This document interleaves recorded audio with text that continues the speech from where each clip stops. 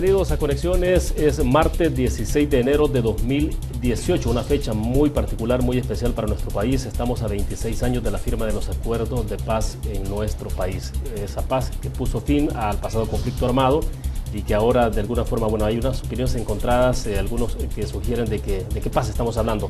Pero bueno, en el contexto de aquel momento, desde luego puso fin a 12 años de conflicto armado. Es decir, cayó los fusiles en este país y eso ya era muy relevante, muy importante para ese momento. Pues bien, queremos agradecer que nos acompaña a través de la señal abierta de Canal 23 en los 4 departamentos de la zona oriental de nuestro país, también a quienes nos sintonizan por los servicios de cable de Tigo y Claro a nivel nacional. Estamos en la transmisión simultánea en plataformas digitales, en fanpage de TVO Canal 23, también en Periscope, en Twitter y la tercera opción, descargar desde su smartphone la aplicación TVO Canal 23 y nos acompaña en cualquier país en el mundo. 2 números de teléfonos están habilitados, si desean participar pueden hacerlo. 2263-0023 está en pantalla, 2264-9179. Antes de presentar a nuestro invitado de esta tarde, quiero mostrarles sobre los temas principales en agenda en los medios de comunicación en nuestro país. La prensa gráfica en su edición de este martes dice: uso electorero de salario mínimo. El gobierno de El Salvador anuncia alza a 48 días de elecciones y calcula 2019. Está hablando de elección presidencial 2019. La foto principal, el caos vial que ocurrió el día de ayer a propósito del lanzamiento del año escolar y que estaba a punto de repetirse este día por las actividades en torno a la conmemoración de la firma de los acuerdos de paz. No ha ocurrido lo que se esperaba, afortunadamente. Propagandístico anuncio, dice la prensa gráfica entonces, sobre salario mínimo a 48 días de las elecciones. Los representantes del sector privado fueron destituidos del Consejo del Salario Mínimo. El Ejecutivo dice que no son necesarios para decidir, pero aclara que podrían hacer una nueva elección antes de votar por un incremento. La ANEP ha dicho que el gobierno debe resolver ilegalidades dentro del Consejo Nacional del Salario Mínimo. Subir el salario mínimo es una acción populista y electorera, dice el partido de oposición Arena. Esta es otra información sobre otro tema, el coyote que organizó a supuesto grupo de exterminio. Hay 21 imputados y entre ellos 6 agentes de la Policía Nacional Civil que enfrentan desde ayer el juicio porque supuestamente se asociaron para matar pandilleros y supuestos pandilleros a cambio de dinero. La Fiscalía General dice que cometieron 10 homicidios en la versión de la prensa gráfica. En materia económica, Moody's dice que el fin del TPS es un riesgo para la economía. Está proyectado esto a una situación compleja a largo plazo. Este es el tema. A 26 años de la firma de la paz, el país no ha logrado segundos acuerdos. Declaraciones de Nidia Díaz sobre la visita que hizo en su momento Benito Andión, que estaba en una condición de como que ya estaban todas las condiciones para la firma y los temas, y todavía faltaba un poquito de maduración, que es lo que está haciendo ahora en la versión de Nidia Díaz. Una campaña interesante por demás. Ya hemos tenido algunos de sus organizadores en el pasado, el año pasado. Para cerrar año hablamos de este tema. Hay que cambiar la política confrontativa y discursos vacíos. El movimiento que insta a los salvadoreños a que crean que se pueden lograr cambios en la sociedad. Somos Paz, esto es justamente, busca la reconciliación nacional, la versión de Diario El Mundo, por ejemplo. Y magistrados del Tribunal Supremo Electoral que se contradicen por la transmisión tienen contradicciones sobre el papel que Smartmatic y tecnología coreana tendrán en las elecciones, dice esa versión de Diario El Mundo, y esta es un poco la ampliación. Además está diciendo que se van a desplegar 1.700 fiscales en comicios del 4 de marzo.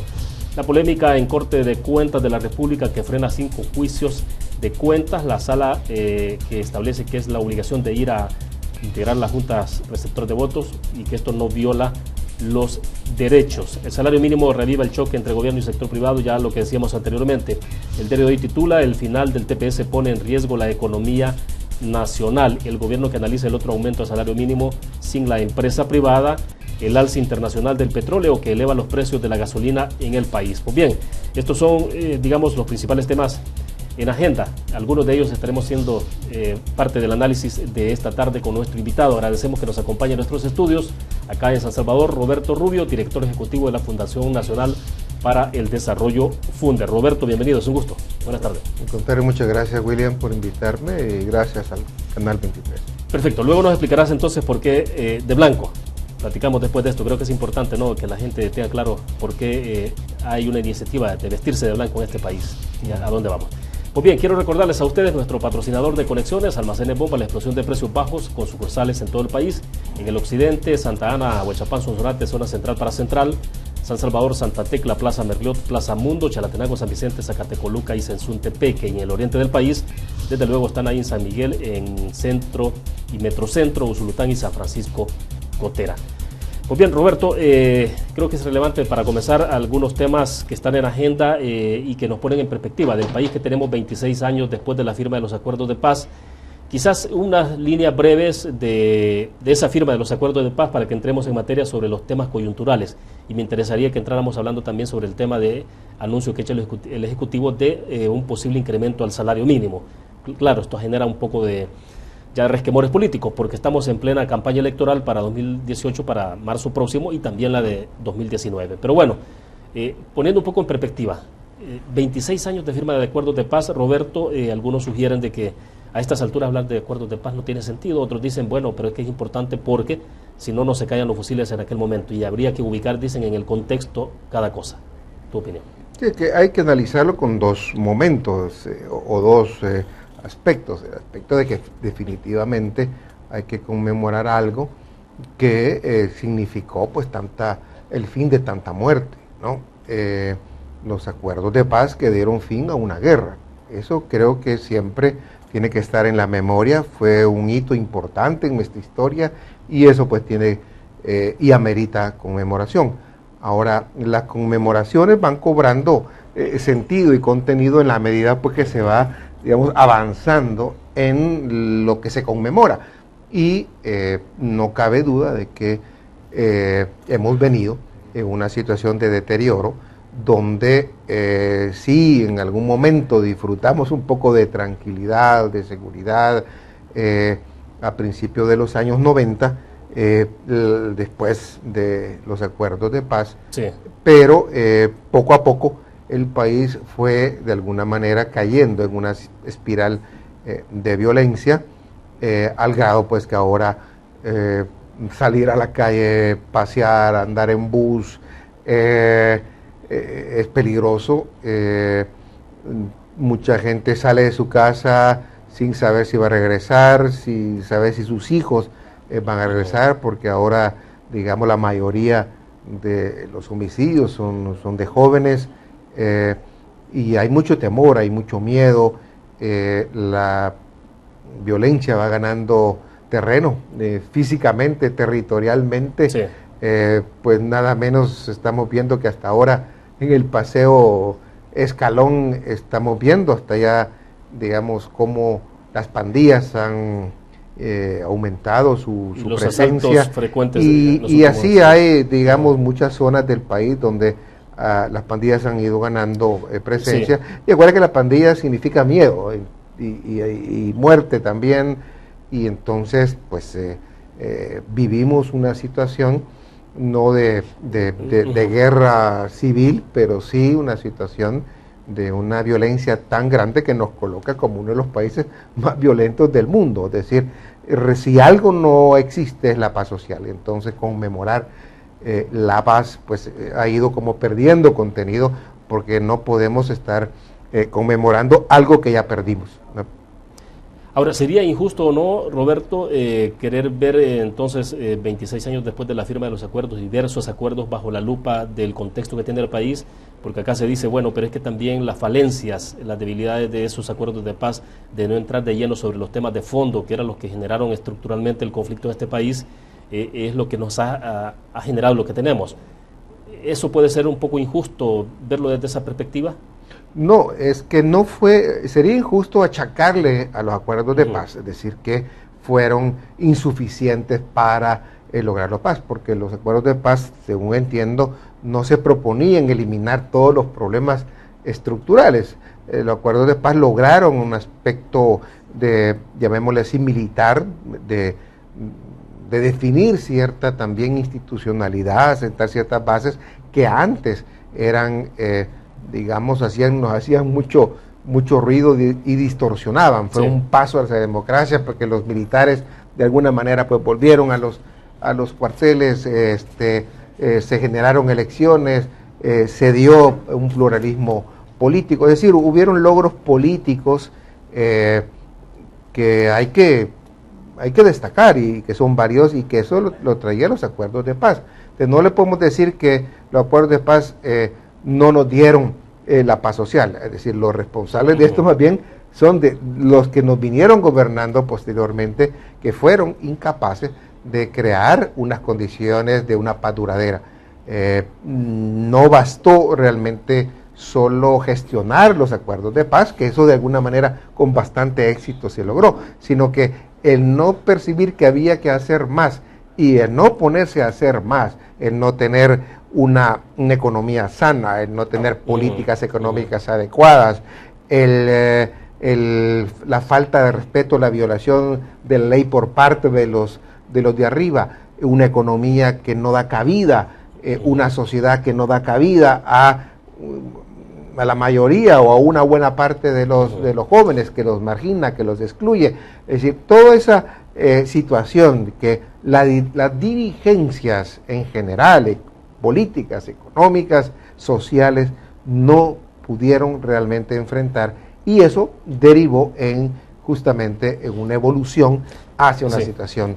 Entonces no son los acuerdos de paz en sí los culpables, es el desarrollo de nuestro Estado, de la manera como se dirigió el Estado, de la manera como se ha ido comportando la sociedad, lo que nos ha llevado a esta situación. Roberto, ¿y es relevante hablar de una segunda generación de acuerdos? Es decir, estamos hablando de una situación totalmente distinta, de otros problemas, algunos parecidos a los que teníamos antes del conflicto armado, desde luego, pero algunos son totalmente distintos.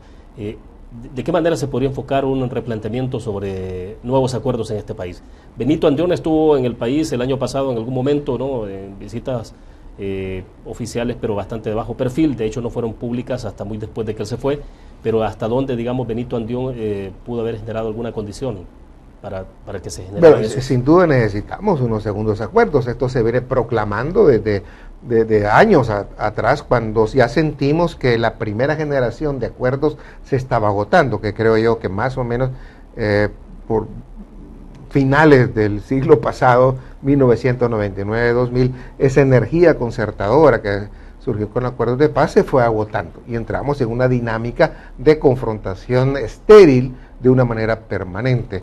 Entonces se ha venido buscando, han habido 24 o 26 intentos de búsqueda de acuerdos, o sea, hay una necesidad. Pero ¿por qué a pesar de tanta necesidad no se logra, no se concreta nada? Digo, porque, vaya, teníamos una especie de olla de presión durante la guerra, ¿no? Antes de la guerra, estaba claro, ¿no?, la efervescencia social del momento. Algunos se hablan de que no había posibilidades en aquel momento de la canalización de las frustraciones sociales o de las aspiraciones sociales de la población, y desencadenó un conflicto armado. Pero ahora, ¿qué es lo que se ha convertido en dique para poder llegar a concretar algo que permita darle viabilidad a este país? Hay varias razones. Creo que una es la lógica política que tenemos, en la cual no es tanto la idea de entenderse con el rival para ganar y para buscar solucionar problemas, sino más bien la anulación del otro, la anulación del rival. Y mientras eso esa visión todavía está presente. Yo creo que esa visión está presente, que de alguna manera existía en la guerra, solo que eso era con armas, ahora es con insultos, con descalificaciones, con bloqueos. Entonces, o sea, ¿no se ha asimilado la coexistencia pacífica?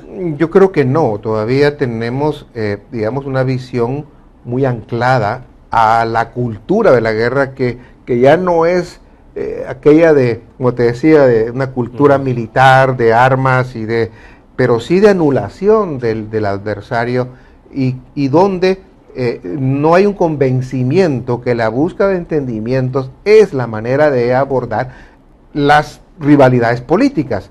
Así como la confrontación es una manera de enfrentar las rivalidades políticas, pero también el entendimiento en ese esquema de ganar-ganar. Esa es una razón. Alguna gente le dice polarización, pero en definitiva es la incapacidad o la falta de voluntad o la falta de convicción de las dirigencias políticas principales de creer que el entendimiento es la manera de desarrollar este país.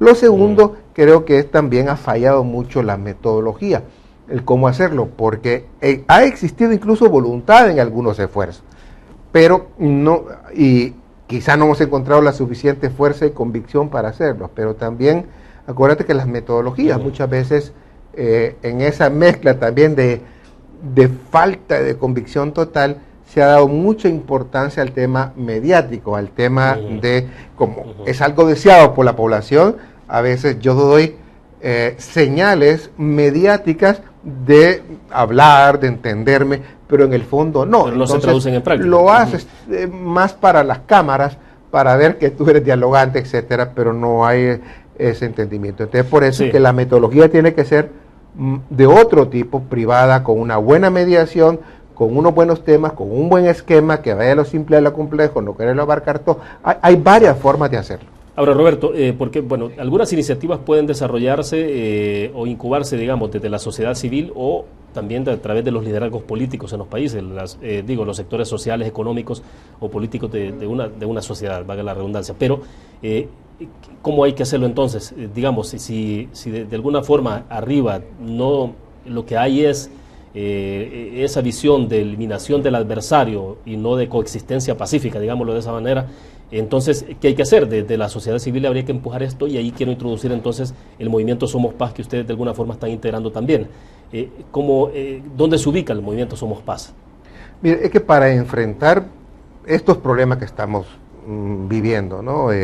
Sobre todo el de la violencia, la falta de empleo, una economía que prácticamente está estancada, que no se dinamiza lo suficiente, con graves problemas sociales, ambientales, etcétera. De alguna manera esto ha sido responsabilidad de unas dirigencias políticas y económicas y sociales que no han podido. Entonces, más bien sus políticas han sido inadecuadas o sus intereses han bloqueado esa posible solución. Entonces, el Estado, que es quien de alguna manera ha hecho y efectuado, digamos, esa incapacidad, el Estado salvadoreño ya mostró que no puede solo. Entonces, hoy es el momento de la ciudadanía. Es decir, si dejamos al Estado solo, que aborde esos temas, y dentro del Estado, estoy hablando también de los partidos políticos, digamos que vamos a tener posiblemente más de lo mismo. Porque esas dirigencias han sido incapaces y hasta ahora yo no veo nada que nos indique que esas dirigencias van a ser capaces de solucionar. Tenemos que levantar, digamos, la fuerza y el poder de la ciudadanía para complementar, no para sustituir al Estado, pero sí los estados, es decir, cuando están solos y aislados de la ciudadanía, difícilmente aborda sus problemas. Cuando tú ves sociedades bastante avanzadas como las nórdicas o las anglosajonas, la distancia entre el Estado y la ciudadanía no es tan grande. Por eso es que es importante que surjan iniciativas ciudadanas que entren también al escenario, tratar de incidir en las políticas públicas, tratar de incidir en las decisiones, hacer acciones que contribuyan a la paz, porque también somos responsables, porque el tema de la paz, cuando tú de repente también en el tráfico o en tu comportamiento te portas de una manera violenta, cuando discriminas, cuando creas violencia familiar, también el ciudadano es responsable. Entonces, si no hacemos nada por el ciudadano, y el ciudadano dice, mire, solo se pasa quejando, me encierro yo en mi trabajo, no hago nada, creo que eso es un mal camino y no vamos a, termino diciendo, a de alguna manera crear esa convergencia entre el Estado y la sociedad. El movimiento Somos Paz entonces tiene proyectada una actividad el domingo, ¿no? Pero ustedes ahora, este día, por ejemplo, lo han dedicado a vestirse de blanco. Un poco explícanos el simbolismo de esto. Pero esto nace, digo, no es que haya aquí una estructura y haya un liderazgo. Obviamente hay una cierta coordinación de varios que estamos en esto. Nacen en noviembre, aunque ya de atrás venimos pensando en algunas acciones, y se han venido sumando ya como unas 400 entre organizaciones empresariales, entre ONGs, universidades, empresas que se han venido sumando a esto. O sea que es interesante este esfuerzo de articulación en torno a un tema que nos aqueja a todos. Entonces, se ha logrado, por lo tanto, que la gente haga pequeños esfuerzos, porque no es gran cosa. ¿Qué es el gran esfuerzo? Que bueno, que las empresas, que las personas vistan de blanco los viernes durante el mes de enero. Ahora, he visto que se han ido incorporando medios de comunicación también. Exacto. Bueno, acá ustedes han tenido espacio para hablar el año pasado. Exacto. Y esa es la idea, ¿no? Abrirles el espacio para eso. Pero a nivel de empresa privada también hay... Es que si tú ves, hay varias empresas que han desplegado una bandera blanca que dice Paz o una bandera con el logo de Somos Paz. Le están pidiendo a sus empleados que hoy se vistieran de blanco. Le están pidiendo también a sus empleados, algunos para que el domingo, y aquí me permites un comercial, el domingo se hace una carrera y caminata, y lo de caminata es porque para que entren personas porque no pueden correr, desde vos y yo no vamos, quizás no vos tal vez sí, yo no, va a ir a correr, y se va a salir de ahí de la Gran Vía, una carrera caminata que se llama Por el Futuro de Sal, donde también vamos a ir a expresar todos los ciudadanos nuestro deseo de paz. Y aquí van a ir tanto corredores, que se está vendiendo un kit, ¿no? Que con camiseta, pañuelos, etcétera. Va a haber rifas, todo lo que normalmente uno hace una carrera, pero como es también caminata y también está abierta para que aquel que se quiera vestir de blanco o que quiera ir a esa carrera y manifestarse, pues pueda ir. Así que están invitados, ya sea que quieran correr y participar de una manera formal comprando el kit, que valen $10, o quieren simplemente llegar ahí, correr y participar, digamos, del ambiente festivo de la caminata. Este domingo hay que levantarse a ordeñar vacas, como digo, a las 6:30 en punto, es que sale las 3 carreras distintas, una de 5 kilómetros, otra de 10 y una de 1 kilómetro, que es la caminata. Bueno, perfecto, tengo que hacer la primera pausa comercial. 2 números están habilitados, 22630023, 22649179, para que participen con el comentario o la pregunta con nuestro invitado de esta tarde. Ya vamos a entrar a hablar sobre los temas, esta parte de propuesta que ha hecho el Ejecutivo de salario mínimo, de incremento salario mínimo, otro incremento salario mínimo, ahora bien, sin tener dentro del Consejo Salario Mínimo al sector privado como representante. Vamos a hablar de ese tema cuando regresemos. Les recuerdo a ustedes nuestro patrocinador de conexiones, Almacenes Bomba, la explosión de precios bajos, con 19 sucursales en todo el país. Están en Occidente, zona central para Central y el oriente de El Salvador. Regresamos.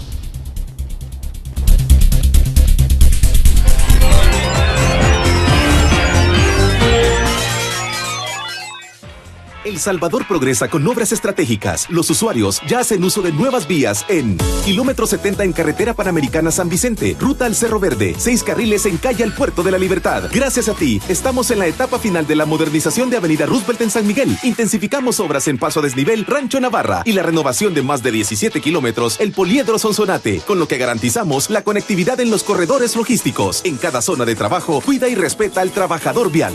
Fovial, obras que contribuyen a mejorar la vida.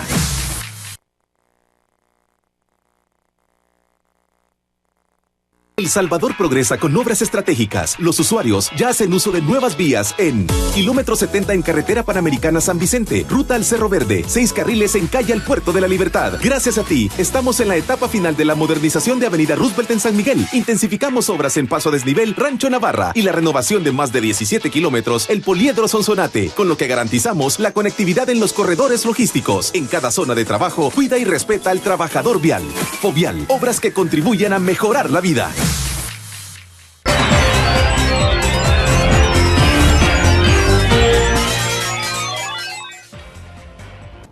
Es un gusto que siga con nosotros. Transmitimos en vivo desde la ciudad capital, San Salvador. Roberto Rubio, director ejecutivo de Funde, nos acompaña en nuestros estudios. Bueno, por acá a través del Facebook, por ejemplo, Roberto, nos están diciendo, Álvaro Sevilla Moreira dice, el Estado solo no puede. El problema es que no lo acepta. Todos ellos, en cuanto suben al hueso, se vuelven sabios. Un poco en la línea de lo que estábamos conversando en el primer segmento. Sí, no se dejan ayudar, que es otro problema. Uno quiere ayudarle, no se dejan ayudar. Ahora bien, hablemos de la parte que tiene que ver con el anuncio que hizo el Ejecutivo el día de ayer. La ministra de Trabajo, anticipando entonces la posibilidad de que pueda darse otro incremento al salario mínimo, Roberto, y ya en la información en los medios de comunicación, desde luego. Y bueno, es que también en redes sociales el anuncio fue recibido de esa forma, ¿no? ya el olor a campaña electoral. Y en ese contexto se ha circunscrito entonces este anuncio. Técnicamente, ¿cómo se puede ver esto en el análisis del impacto que tiene para la economía, para el desarrollo del sector empresarial, para las personas que podrían recibir un incremento de salario mínimo también, si fuera el caso?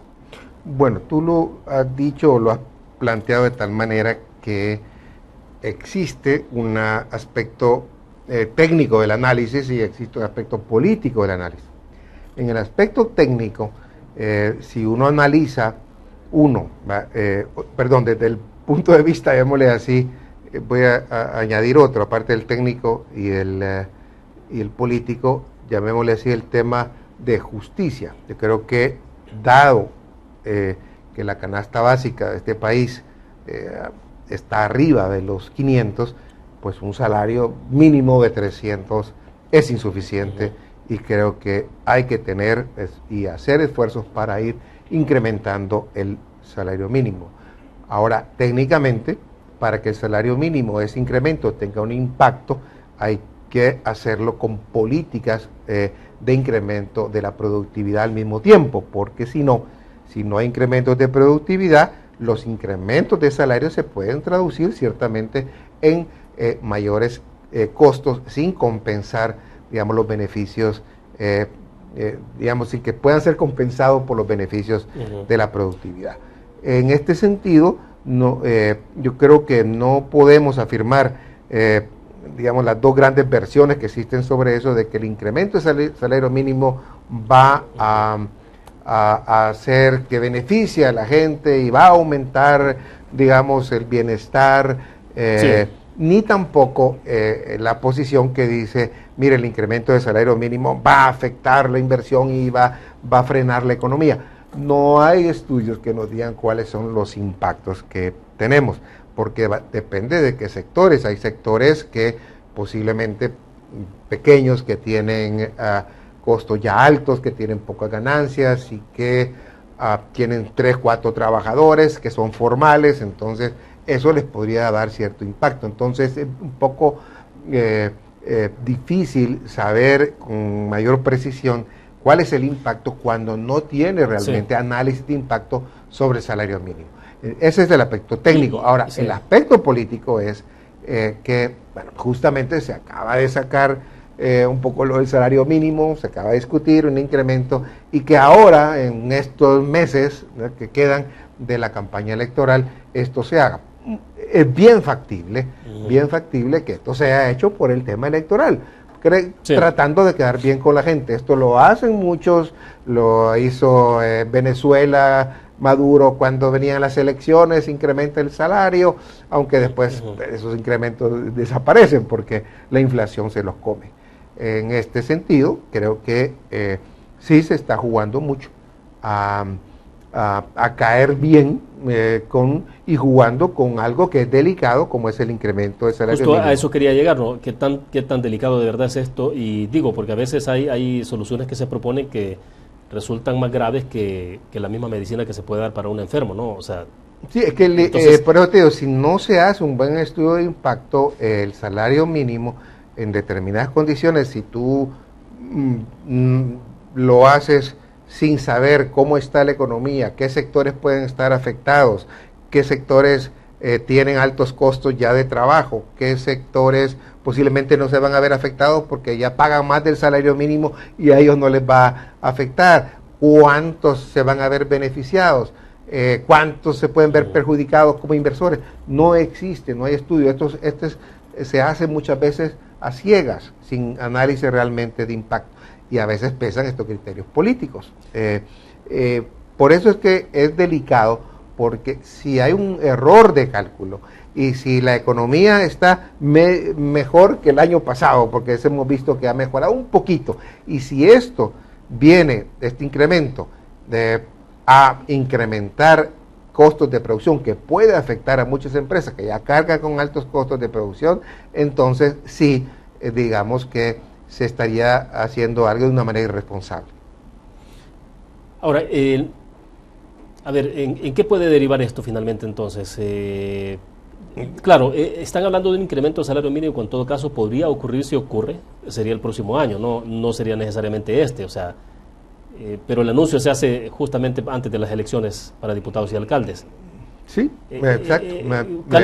Cálculos estrictamente electorales. Yo creo que si no hay sustento técnico y no creo que haya mucha sensibilidad para decir, pobre gente, que aumentarle el salario, no he visto mucho, digamos, esa sensibilidad y esa capacidad de conmoverse en las dirigencias políticas actuales, gubernamentales. Entonces no creo que, digamos, vaya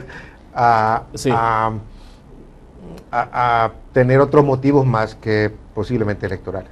Ahora, hay empresas que pagan más que salario mínimo, ¿no? Sí, eso no les al final de cuentas no tiene ningún efecto, pero sí hay pequeños comerciantes, pequeños empresarios que sí, un incremento, por leve que sea, les genera alguna repercusión. Y eso es lo que hay que justamente que analizar y ver cuál es el impacto versus, digamos, el incremento de la masa salarial, cómo esto puede ayudar a dinamizar la economía, a dinamizar a que la gente compre más, versus el hecho de que el patrón o el empresario que, digamos, paga salarios mínimos puede verse afectado. Entonces, esos análisis, como te digo, porque en economía lo que es bueno para uno no es bueno para otro, y si este incremento salarial se lo come, por decir así, no el consumo, sino se va para pago de préstamos, se va a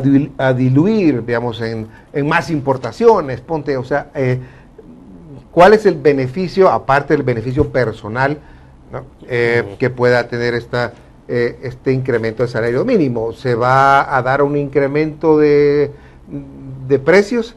Las empresas que justamente tienen mejores condiciones para venta, que tienen y no les va a afectar el incremento del salario mínimo, se pueden aprovechar para incrementar sus precios y eso se puede comer el incremento salarial. Todas esas preguntas yo creo que no somos serios en haberlas estudiado, y los responsables de estudiarlas son los que implementan estas medidas.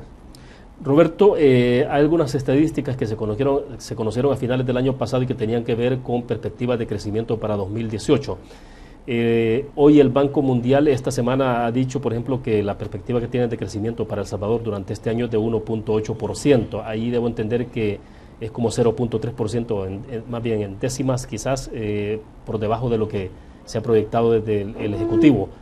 Se dice que, por ejemplo, esta proyección es la tercera más baja en América Latina, superada solo por Venezuela, que tiene menos 4.2%, la CEPAL y BCR, que coincidían con el 2.5%. Quiero conocer un poco la opinión tuya en términos de cómo se puede estar proyectando, o sea, en las estadísticas, a quién debemos creerle o bajo qué lupa tenemos que poner esas estadísticas. Creo que me indican de que tenemos a un televidente con nosotros en la línea. Vamos a ir a nuestro teléfono, después escucho tu opinión y tal vez también escuchar la respuesta del televidente. Buenas tardes, solo si le baja volumen al televisor para que le escuchemos de mejor manera. ¿De dónde nos llama? Buenas tardes. Aló, sí, buenas tardes. Estamos al aire, díganos. Sí, buenas tardes. Sí, fíjese que yo quería opinar de que este gobierno, desde que ha llegado, solo enemigo de la empresa privada, que hacen una cosa, no lo dejan en paz a uno, ya que ellos van ahí, tienen que estar callados y ponerse a trabajar. Y la otra cosa es que vean cómo tienen las calles, no que ahora tratan la manera de estarle sacando a la gente. Le sacan por un lado y por otro, no les alcanza el dinero. Esa es mi opinión. Bueno, perfecto, le agradecemos a usted la opinión. Desde luego es testimonial también.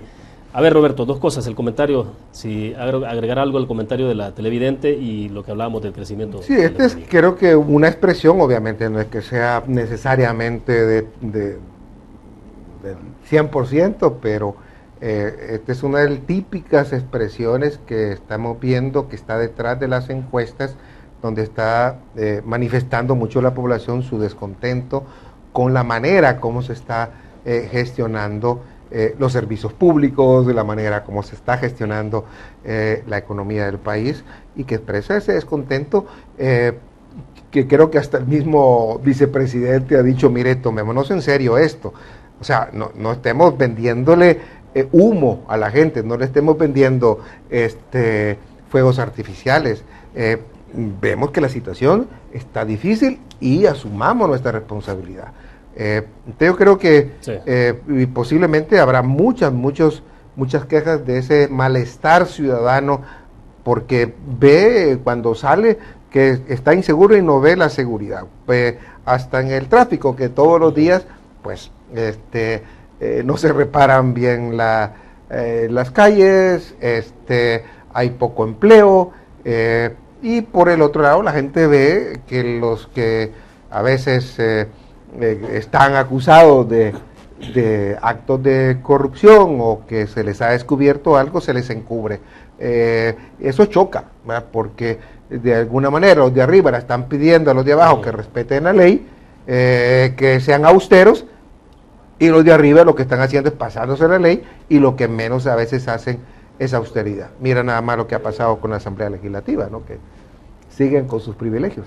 Bueno, a ver, entonces, hablemos del tema de perspectiva de crecimiento, Roberto, de los porcentajes, porque también me interesaría conocer una opinión tuya en términos, bueno, desde luego como economista, sobre estos efectos previsibles o no del TPS, de la cancelación de TPS para la economía nacional en este país, desde luego para la economía familiar.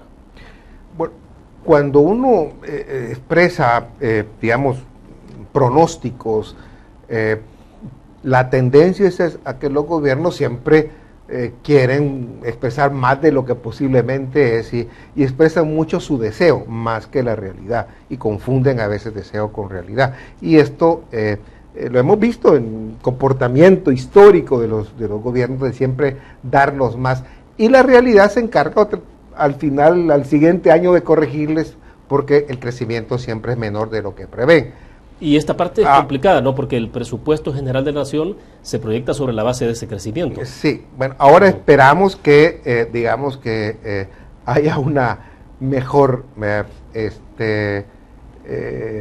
estimación, porque con la resolución de la sala se obliga a ser más realista, a tener un presupuesto más realista.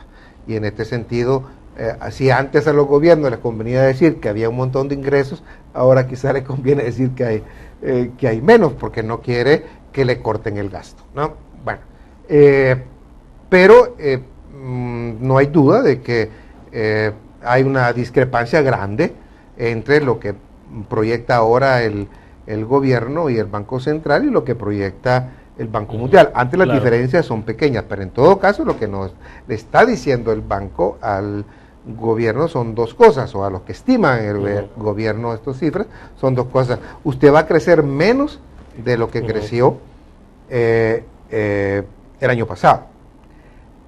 Al segundo, está diciendo que si en el año 2017, el año pasado, mejoró con el 2016, eso ya no va a suceder. Quiere decir que no está claro lo que muchos estaban diciendo, de que mire, ya viene la recuperación. Al contrario, lo que estamos viendo es que más bien puede haber un freno. Ese es el segundo mensaje. Y tercero, posiblemente está incorporando algunos escenarios donde ya lo del TPS puede ser un elemento a considerar. Y cuatro, nos está diciendo, mire, ustedes son los que menos están creciendo en América Latina. Ahora bien, ¿cómo se traduce eso del crecimiento de la economía sobre la actividad diaria de la gente? Porque creo que eso es importante, rapidísimo, antes de irnos a la pausa. Bueno, un ejemplo, porque mientras la economía no crezca, hemos tenido una economía de bajo crecimiento, donde entran al mercado laboral cerca de 55,000, 60,000 personas, y esa economía, por lo menos la formal, solo absorbe 5,000, 4,000 al año, que quiere decir que al año 50,000 personas quedan fuera de esa economía formal. Se tienen que ir al sector informal o tienen que emigrar. Y esa es la economía. Es decir, cuando la economía no crece y es tan pasmada como la que tenemos desde hace años, pues digamos, la gente no va a encontrar empleo y más ofertas laborales, que es lo que les está buscando. Si la economía no crece, le va a impactar a la gente, porque las jóvenes van a ir buscando justamente formas no legales, porque encuentran en las pandillas una oportunidad, al menos para conseguir ingresos, para conseguir protección, etcétera. Y mientras la sociedad, la economía no ofrezca a nuestros jóvenes otras alternativas, pues vamos a ir impulsando a muchos jóvenes a meterse en las pandillas. Bueno, lamentable sin duda alguna. Vamos a hacer la última pausa comercial, vamos con nuestros anunciantes, regresamos con más.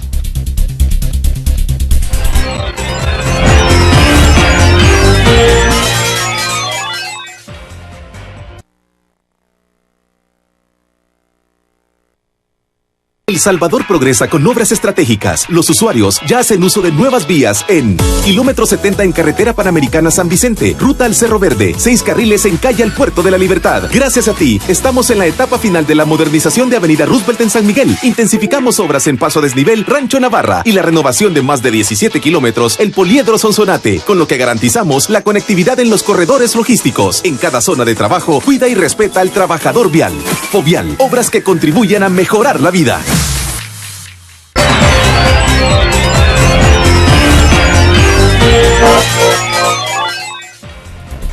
Roberto, nos quedan algunos minutos para conversar, porque bueno, todo lo que en términos políticos también tiene un fuerte impacto sobre economía, eso está claro, ¿no? Elecciones, lo que generan en términos de incertidumbre, de qué hacer en el tema de las inversiones, por ejemplo, y vienen 2 elecciones al hilo, casi todos los economistas coinciden en esa parte. Quiero consultarte, ¿efectivamente hay incertidumbre, aunque sea para elecciones para diputados y alcaldes, o simplemente porque también se pone la perspectiva sobre 2019? Es que creo que está bastante verificado que en periodos preelectorales la inversión baja. La gente contiene inversiones esperando el resultado, tanto de las legislativas, pero sobre todo de las presidenciales. Y eso incluso influye en el tipo de inversión. Muchas veces en este país, por la inestabilidad política y por la incertidumbre que genera esa inestabilidad política, que a veces no sabe, bueno, si tú estuvieras en un país donde hay alternancia, hay cambio, puede ganar uno u otro, pero sabes que va a haber hay un carril más o menos que se va a seguir y que ese carril no se va a cambiar, pero en este país, como puede cambiar ese carril, aunque hasta el momento, a pesar de que ganó el frente, no hubo cambios drásticos, pero sí se han mandado señales que generan, creo yo, bastante incertidumbre y inversiones que se hacen a 25 años, o sea, con capital de riesgo. A veces la gente no así, prefiere irse a las inversiones más fáciles donde tú puedes desmontar esa inversión. A veces es más fácil ir al comercio que meterte en una inversión, ponte instalar una de fábrica, investigación o instalar una fábrica, que eso es de más duración. Entonces, afecta la cantidad de inversión y afecta la calidad de la inversión el hecho de que tú tengas, digamos, un panorama tan inestable, porque una de las cosas que busca el inversionista es previsibilidad, que es el panorama que va a tener es relativamente previsible. Me imagino que sí leíste los datos de la encuesta de la Universidad Centroamericana UCA, ¿no? Sí. De resultados electorales. Ajá. En perspectiva, me gustaría escuchar tu opinión de esto. Y también, bueno, Nayib Bukele estuvo en San Francisco Gotera recientemente y prácticamente hay algo que ha destacado allá y todo el mundo lo ha retomado, es el llamado que hizo prácticamente a la abstención. O sea, quisiera saber un poco qué implicaciones tiene este tipo de cosas, cómo se perfila la parte electoral. Quizás después de que escuchemos a un televidente que está con nosotros en la línea.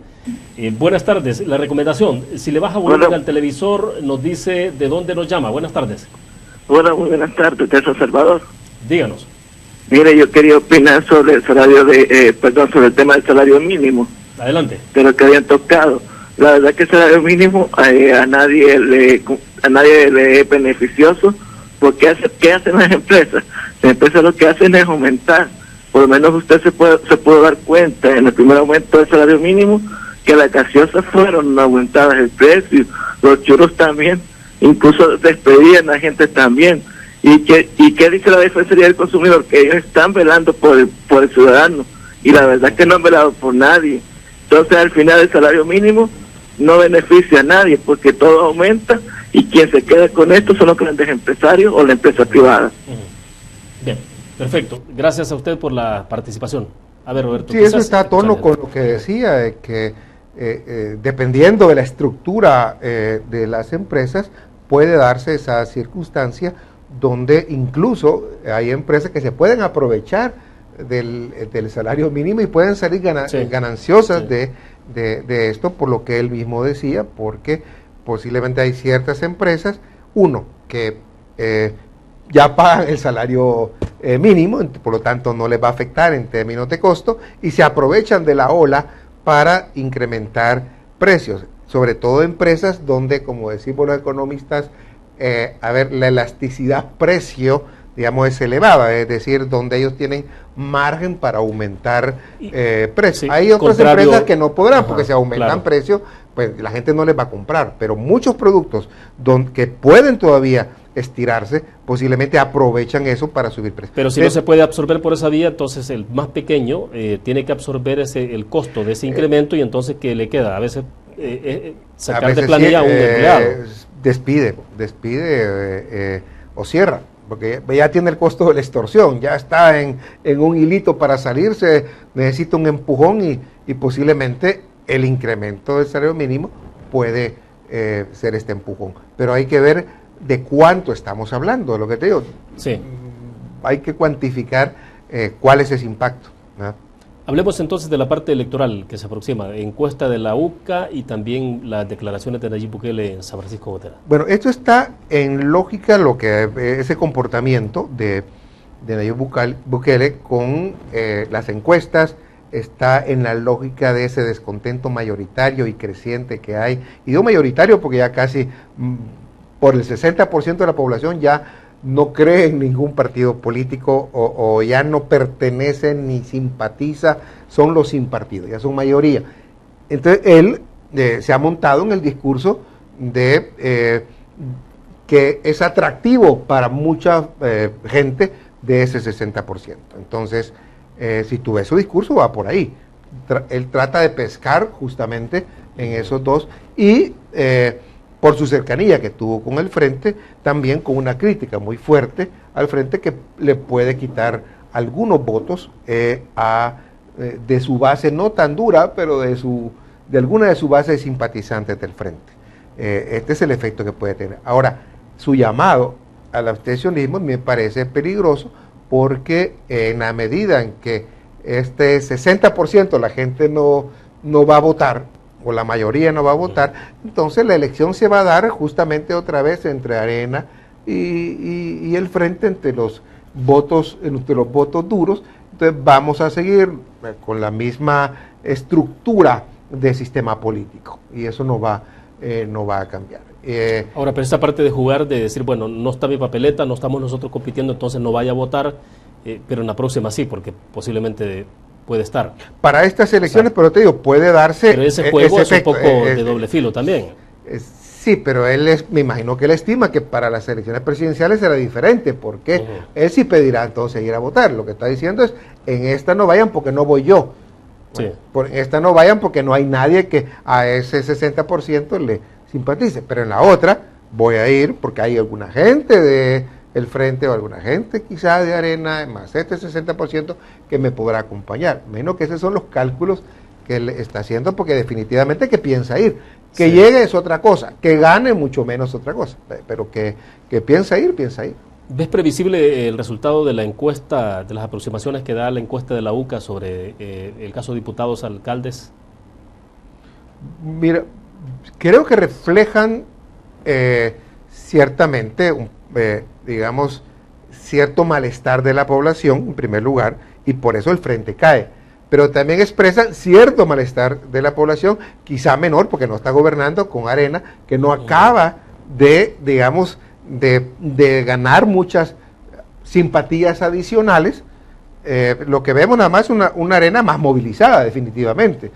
No como antes, que estaba bastante apagada. Vemos una Arena más movilizada, pero no le da lo suficiente como para distanciarse de una manera muy gruesa del Frente, de tal forma que pueda, creo yo, cambiar la aritmética legislativa.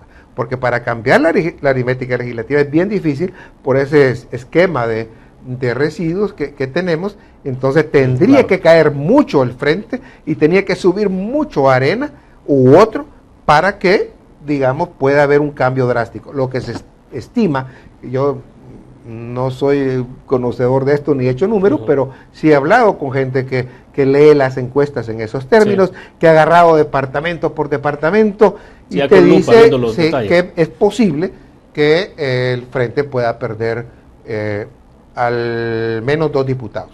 Perder más de 2, si llega a 3, pasaría si la pierde irrelevancia 3, del si FMLN, pierde ¿no? 3, pierde la llave y La pierde llave. el poder grande que da el hecho de tener la llave de la mayoría calificada. Pero lo que se estima, y no sé si es San Salvador, La Libertad, que podría perder 2. Ahora, si pierde 3, es una derrota muy, muy fuerte, pero no es fácil perder 3. Tiene que haber una distancia y un descontento muy grande. O que ocurra algún evento, un hecho o relevante. que salga, no, lo que puede suceder estamos es que, a mes y días para las elecciones, sí, ¿no? lo que puede suceder, creo yo, sí, puede haber algún hecho relevante que impacte, pero quizás el salario mínimo puede ayudar, pero de repente un caso de corrupción que salga puede no ayudar. Lo que sí podría, creo yo, y hay que estar más bien atentos, es que a la hora de llegar, cuando tú estás en la urna, y por eso fallan muchas veces las encuestas, porque las encuestas miden intención de voto. Exacto. Y no miden el voto. Entonces ahí es donde posiblemente pueda tener un temor el frente de que muchas veces a los gobiernos, cuando no hay una buena gestión, funciona el voto de castigo. De castigo. De muchos de los que ahora dicen que no van a ir a votar, si salen muchos a votar, posiblemente esa mayoría de la gente que vote va a ejercer voto de castigo, Sí, a la hora cambia de la drásticamente entonces, la encuesta sí podría respecto de lo que ocurre. Sí puede afectar, entre la distancia puede ser grande y podría darse una baja del frente grande, pero eso implica que vaya mucha gente a votar y que no haya fraude. Casi estamos terminando. ¿Cómo ves entonces el Tribunal Supremo Electoral actuando para ese día de la elección, que es crucial en términos de la ansiedad que se genera de que 8 o 9 de la noche todo el mundo quiere saber si qué alcalde ganó, o al menos los diputados, en números siquiera, por lo menos qué cantidad de diputados entran por partido? Como colectivo, creo que el tribunal sí hace esfuerzos por hacer las cosas. Ahora, que sean unos esfuerzos que den confianza, habida cuenta de lo que hicieron la vez pasada, como son los mismos, y como cambiaron todo el esquema que se venía teniendo antes en las elecciones del 15 del para diputados y alcaldes. La de presidente, que hicieron el cambio en el 2014. 14 con Sánchez Serén.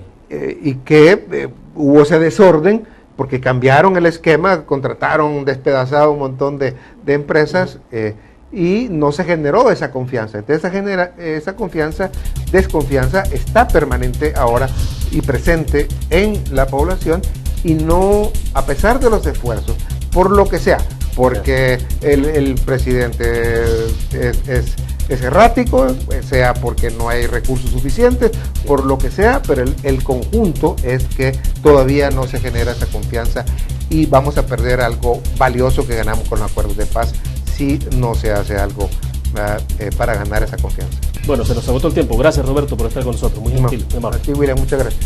Bien, terminamos de esta forma Conexiones. Nos vemos mañana a 5 de la tarde en punto. Raquel Caballero, Procuradora para la Defensa de los Derechos Humanos.